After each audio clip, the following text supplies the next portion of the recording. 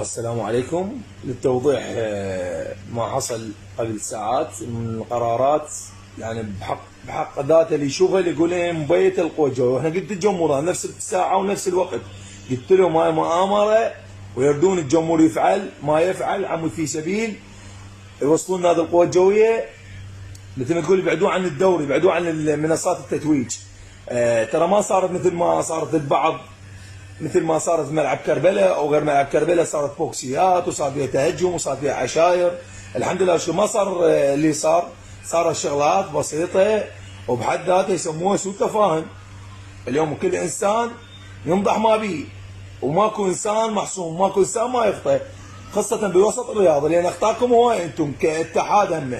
احنا خطينا صح، بس انتم خطاكم افضح، خطاكم واضح، واللي حد الان انتم ما عملتوا شيء يصب مصلحه الكره العراقيه، عملتوا شيء مصلحتكم الشخصيه. لان اريد اسال سؤال، انتم كاعضاء الاتحاد تتحاجون بيناتكم، تقعدون على الطاوله بيناتكم، لان مشاكلكم طلعت بالاعلام، طلعت بالقنوات الاخرى بالخليج، كل تعرف شنو نواياكم انتم، مصالحكم شخصيه هاي تركوها على صفحه.